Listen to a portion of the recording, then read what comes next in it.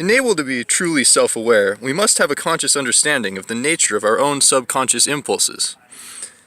We must be able to recognize how and why our instinct tells us to behave a certain way when confronted with certain inputs, and decide if that is how we truly wish to behave. Simply put, I consider that awareness to be the next evolution of humanity. Very few are truly self-aware in that manner. I could go into it in extreme detail, but I don't want to bore my humble audience with the physics of introspection.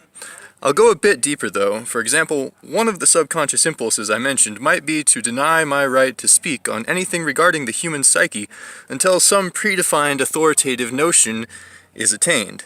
That is to say, if I claimed to be a studied psychologist instead of a silly dragon, certain people might be more inclined to hear what I have to say, or if I was speaking with Joe Rogan, or if I was wearing fancy clothing. Being unable to take information at the value that it's presented at without inferring a surrounding bias is one of those subconscious impulses which should be consciously recognized and analyzed. Furthermore, another one of those impulses may be to deny everything that I express because you might be offended that I accuse so many of not being self-aware. What is your definition of self-awareness? Have you actively defined it? If it isn't knowledge of and the ability to modify our impulsive reactions, then what is it?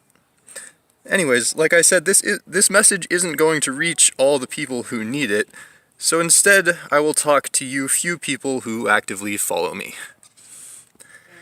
I wish that I could tell you about my dreams, but I'm not sure that it's appropriate. I'm not sure that the ideas would translate properly, that they would be appreciated. The angels, they are so beautiful and intimate. They want me to protect them.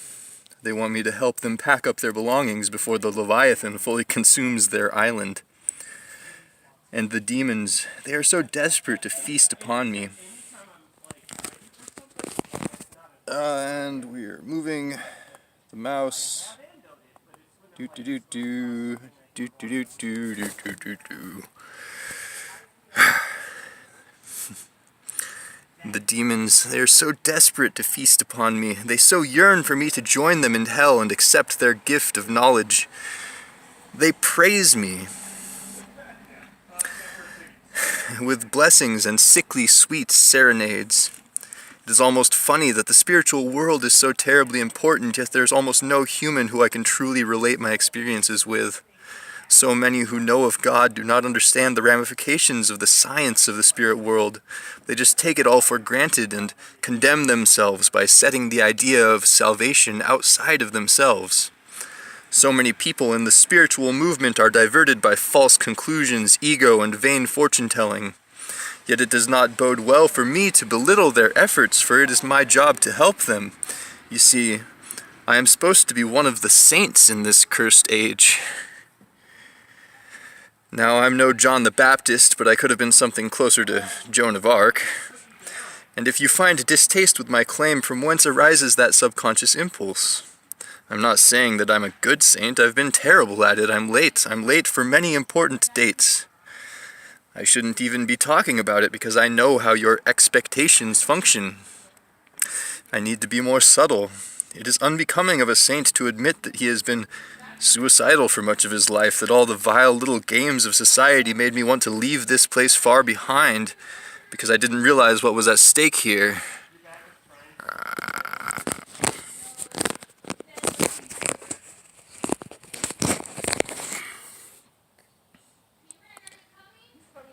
I don't have enough hands for this. I have to have a dragon in one hand and my phone in the other. It doesn't really work out. Alright.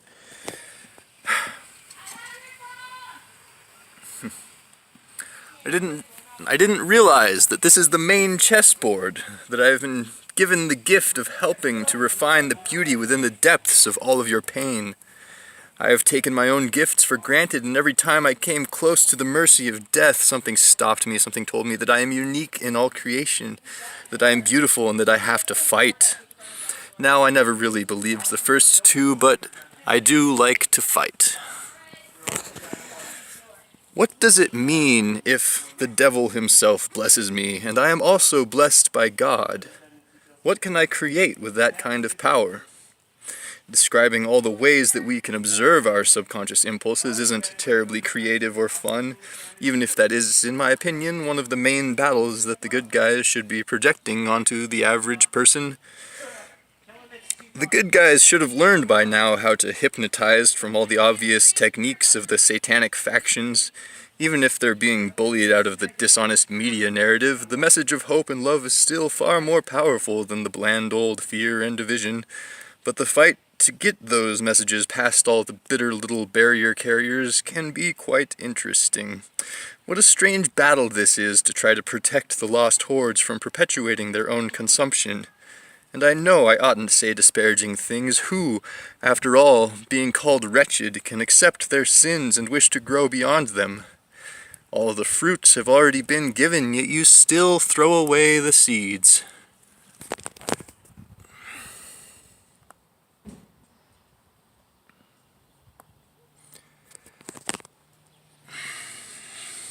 The Satanists are constantly raising a very compelling point, which is that almost none of you want to live righteously. Almost none of you deserve mercy or salvation.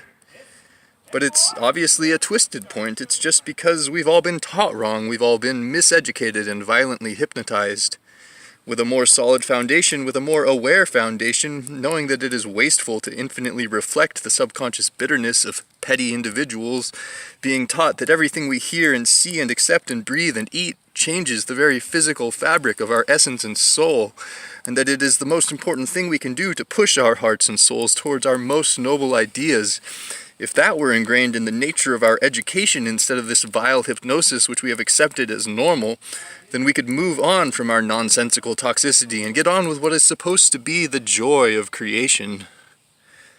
Now, it sometimes occurs to me, what if, instead of trying to drag humanity out of all their gnarly little rotten sinkholes, we're all throwing ropes down and they're just like, I don't like the color of that rope, I won't touch it. Anyways, what if instead of doing all that hard work, I just convinced all the bad guys to stop being bad? Bad isn't bad because non-duality and everything is in the one creator. Alright, fuck you in particular with your delightful little lies, you bastard. Next.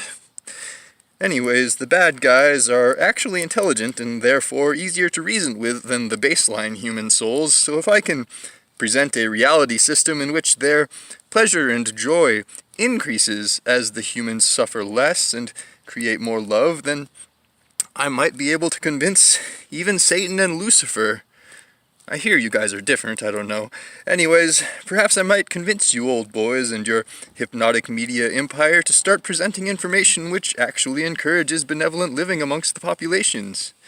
All you'd have to do is just completely abandon the whole feeding off of suffering thing and engage in the complex entertainment of reinventing yourself after all these millennia of depravity and decadence. It might be fun. Just meet me in my soul, Satan. I'll show you how to completely restructure all of the vast, vile wretchedness you have consumed into a beautiful caricature of